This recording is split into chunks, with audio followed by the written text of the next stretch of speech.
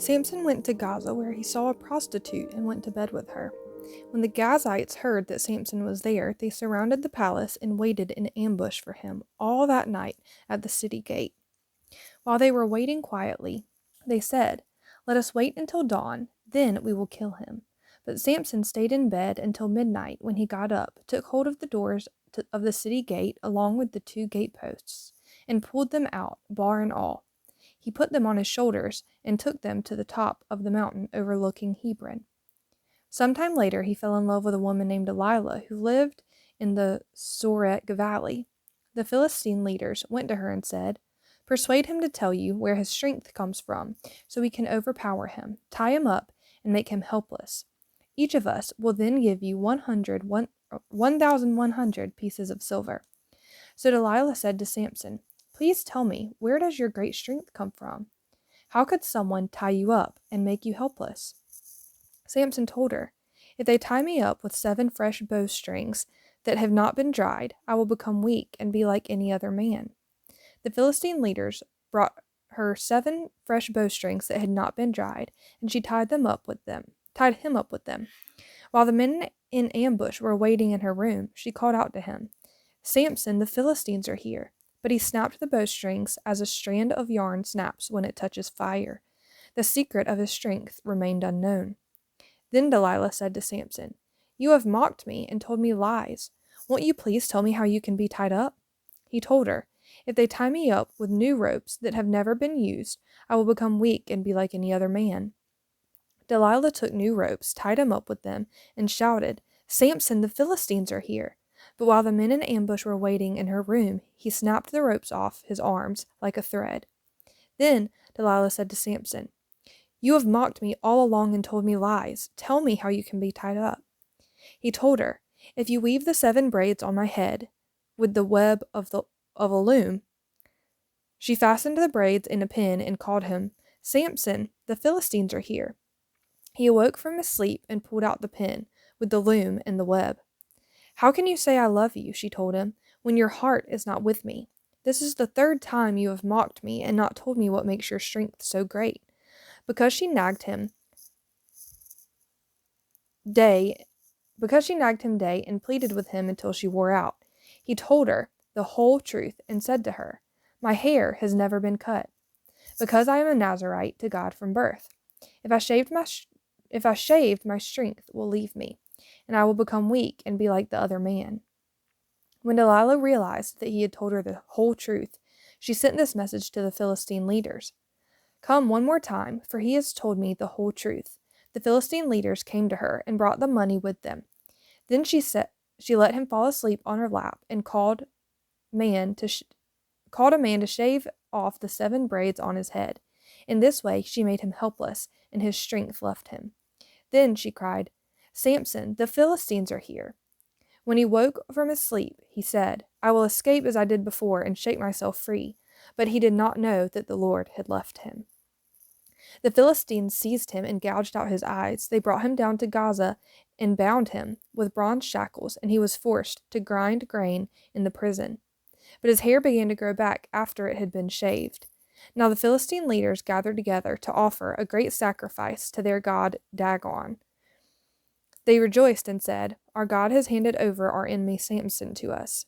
When the people saw him, they praised their God and said, "Our God has handed over to us our enemy who destroyed our land and who multiplied our dead."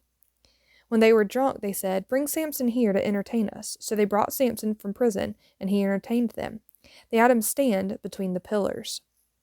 Samson said to the young man who was leading him by his hand, "Lead me where I can feel the pillars supporting the temple, so I can lean against them." The temple was full of men and women. All the leaders of the Philistines were there, and about 3,000 men and women were on the roof watching Samson entertain them. He called out to the Lord, "Lord God, please remember me. Strengthen me." God, just once more. With one act of vengeance, let me pay back the Philistines for my 2 eyes. Samson took hold of the 2 middle pillars supporting the temple and leaned against them, one on his right hand and the other on his left. Samson said, "Let me die with the Philistines." He pushed with all his might, and the temple fell on the leaders and all the people in it. And the dead he killed at his death were more than those he had killed in his life. Then his brothers and his family members came down, carried him back, and buried him between Zorah and Eshtal in the tomb of his father Manoah. So he judged Israel 20 years. There was a man from the hill country of Ephraim named Micah. He said to his mother, "The 1,100 pieces of silver taken from you, and that I heard you utter a curse about, here I have the silver with me. I took it, so now I return it to you." Then his mother said, "My son, you are blessed by the Lord." He turned the 1,100 pieces of silver to his mother, and his mother said, "I personally consecrate the silver to the Lord for my son's benefit to make a carved image overlaid with silver." So he returned the silver to his mother, and she took 5 pounds of silver and gave it to a silversmith. He made it into a carved image overlaid with silver, and it was in Micah's house. This man Micah had a shrine, and he made an ephod and household idols, and installed one of his sons to be his priest. In those days there was no king in Israel. Everyone did whatever he wanted.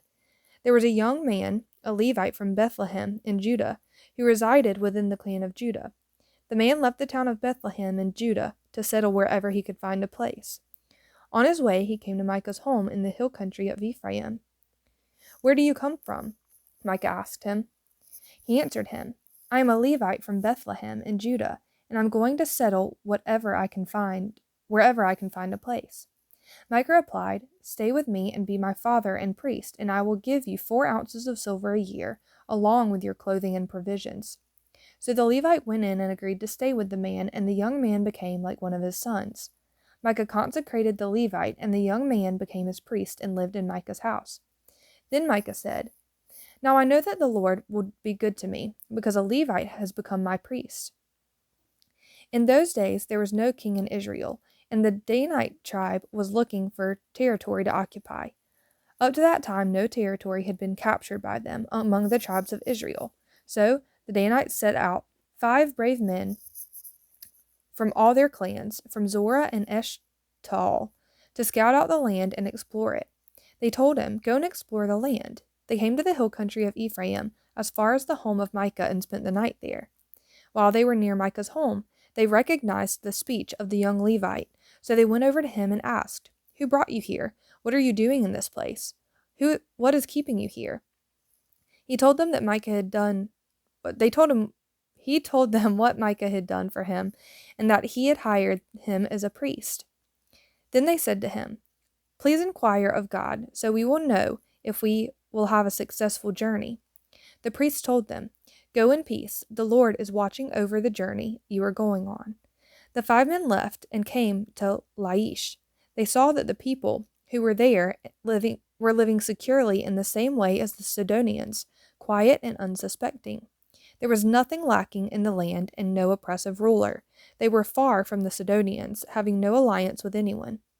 When the men went back to their clans at Zorah and Eshtal, their people asked them, "What did you find out?" They answered, "Come on, let's go up against them. For we have seen the land, and it is very good.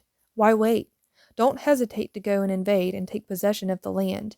When you get there, you will come to an unsuspecting people in a spacious land, for God has handed it over to you.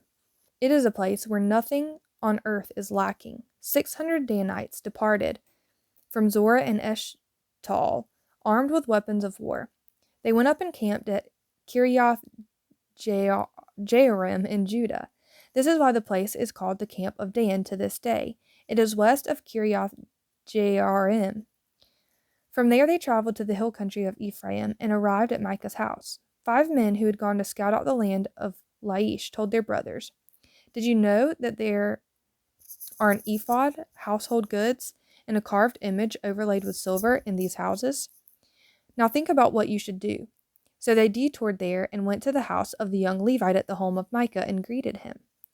The 600 Danite men were standing by the entrance of the gate, armed with their weapons of war.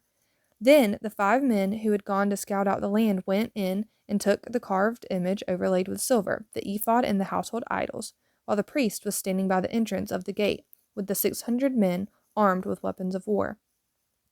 When they entered Micah's house and took the carved image overlaid with silver, the ephod, and the household idols, the priest said to them, What are you doing?" They told him, "Be quiet, keep your mouth shut. Come with us and be a father and a priest to us. Is it better for you to be a priest for the house of one person, or for you to be the priest for a tribe and family in Israel?" So the priest was pleased and took his ephod, household idols, and carved image, and went with the people. They prepared to leave, putting their smaller children, livestock, and possessions in front of them. After they were some distance from Micah's house, the men who were in the houses near it mobilized and caught up with the Danites. They called to the Danites who turned to face them, and said to Micah, "What's the matter with you, that you mobilized the men?" He said, "You took the gods I made and the priest and went away. What do I have left? How can you say to me, 'What's the matter with you?'" The Danites said to him, "Don't raise your voice against us, or angry men will attack you, and you and your family will lose your lives." The Danites went on their way, and Micah turned to go back home because he saw that they were stronger than he was. After they had taken the gods Micah had made and the priests that belonged to him, they went to Laish, to a quiet, unsuspecting people. They killed them with their swords and burned down the city. There was no one to rescue them because it was far from Sidon, and they had no alliance with anyone. It was in a valley that belonged to Beth Rehob. They built the city and lived in it. They named the city Dan after the name of their ancestor Dan, who was born to Israel. The city was formerly named Laish. The Danites set up the carved image for themselves.